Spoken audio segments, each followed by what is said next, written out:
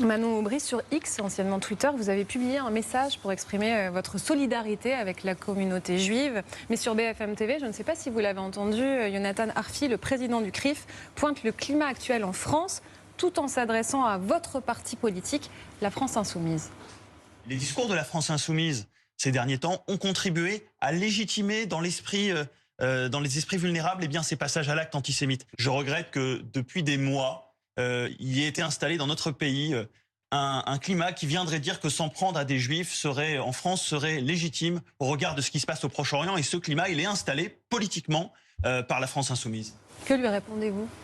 D'abord, je voudrais exprimer toute ma solidarité, mon soutien aux Français de communauté juive à Rouen, mais partout en France, qui se sont sentis visés à travers cette attaque. Et je veux dire qu'à chaque fois qu'on s'en prend à un Français de confession juive, c'est à la République entière que l'on s'attaque. Et je voudrais répondre à M. Arfi que, précisément, je ne fais pas d'amalgame entre le comportement du gouvernement de Benjamin Netanyahou, qui est en train de massacrer un peuple dans la bande de Gaza, et les Français et l'ensemble de la communauté juive. Je n'associe pas la communauté juive, toutes celles et tous ceux qui croient dans cette religion, à ce que fait le gouvernement d'extrême droite de Benjamin Netanyahou. Et d'ailleurs, en Israël même, il y a des juifs qui contestent cette politique d'un gouvernement qui est un gouvernement qui vise à massacrer une population dans un territoire où il y a eu 35 000 civils qui sont morts en l'espace de quelques mois, où on meurt à l'heure actuelle de famine, où des convois humanitaires sont pris pour cible. Et c'est précisément parce que, par doctrine universaliste, je défends l'humanité, la dignité humaine partout sur le territoire, en France comme ailleurs, que nous nous dresserons à chaque fois que l'on veut nous diviser dans la bande de Gaza comme ailleurs. Et comment faire alors comment lutter contre cette montée de l'antisémitisme? Anne parlait de la marche contre l'antisémitisme en octobre dernier. Vous n'y étiez pas. Tous les partis y étaient, sauf la France Insoumise. Parce qu'on avait une difficulté majeure, c'est à défiler aux côtés de celles et ceux qui ont théorisé politiquement l'antisémitisme, qui est l'extrême droite. Mais la cause, c'est la lutte contre toutes les formes de racisme, et elle nous trouvera à chaque fois aux côtés de celles et ceux qui veulent se mobiliser. Et je pense que le pire risque, finalement, le poison, c'est celui de la division. C'est ça qu'ils attendent de nous.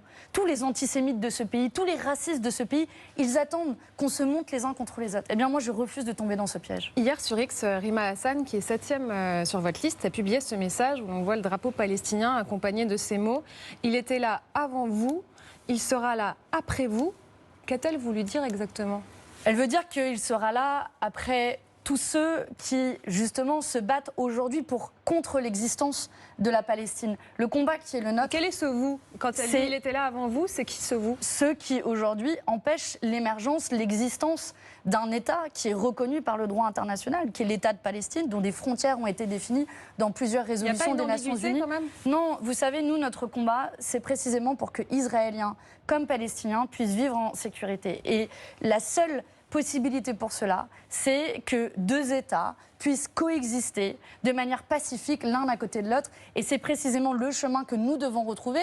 En mettant fin au massacre dans la bande de Gaza, en exigeant y compris des sanctions à l'égard du gouvernement de Benjamin Netanyahou, comme un embargo sur l'envoi d'armes et la suspension de l'accord d'association entre l'Union européenne et Israël.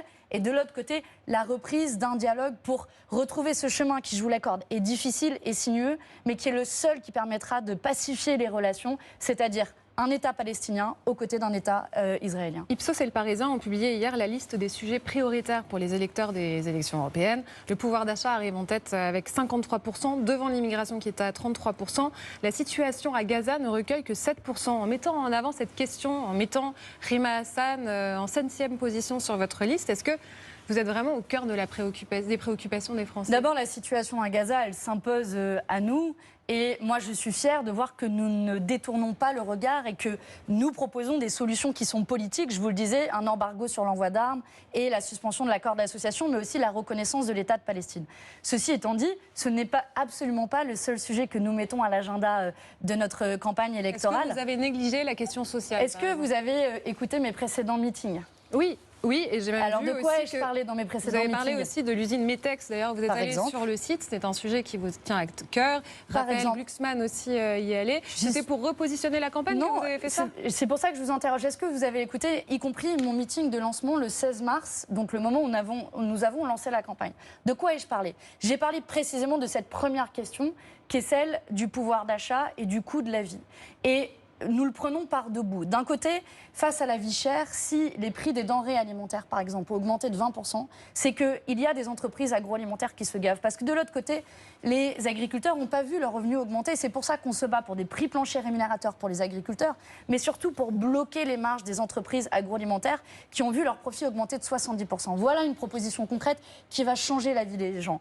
De la même manière, nous défendons la sortie du marché européen de l'électricité parce que nos factures d'énergie ont explosé de 45% en l'espace de 2 ans et la réforme du marché va mettre fin aux tarifs réglementés. Donc là, c'est des réponses concrètes sur le pouvoir d'achat. Et de la même manière, nous nous battons contre la grande cure d'austérité qui arrive en Europe, qui est l'application des règles budgétaires qui a été votée par les socialistes, les macronistes et la droite ensemble, qui va sacrifier nos services publics, notre protection sociale. On voit que le gouvernement s'est lancé, et je termine là-dessus, sur une forme de petit concours Lépine des pires idées pour faire la poche des Français. Un jour, c'est la réforme de l'assurance chômage. Le jour d'après, c'est le gel des pensions de retraite. Le jour d'encore après, c'est des économies dans la rénovation thermique des logements.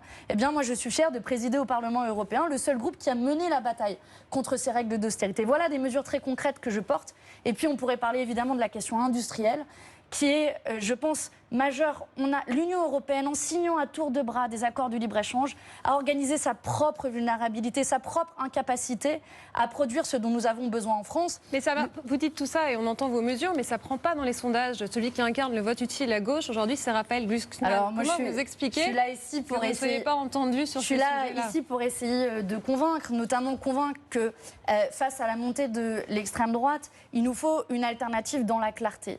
Et moi, vous le savez, j'ai défendu pendant des mois et des mois qu'on ait une liste commune de la NUPES pour se donner la force sur ce programme. Je l'ai amené avec moi. La NUPES, ça a explosé. Ça a explosé parce que, je le regrette, certains ont tourné le dos au programme de la NUPES. J'ai entendu Raphaël Glucksmann dire qu'il ne défend plus la retraite à 60 ans, qui était inscrit noir sur blanc dans ce programme de la NUPES. Mais je suis sûre que dans le pays, il y a des millions d'orphelines et d'orphelins, des gens qui ne se résignent pas à la fois à la montée de l'extrême droite, mais aussi aux injustices sociales. La NUPES est morte, à la vous le dites. Non, sur ma liste, par exemple, j'ai aussi Damien Carême, qui est député écologiste, qui nous a rejoints précisément parce qu'on défend ce programme de la NUPES. Et je veux le dire aux gens qui nous regardent, ne vous faites pas le cadeau de votre résignation, de votre abstention.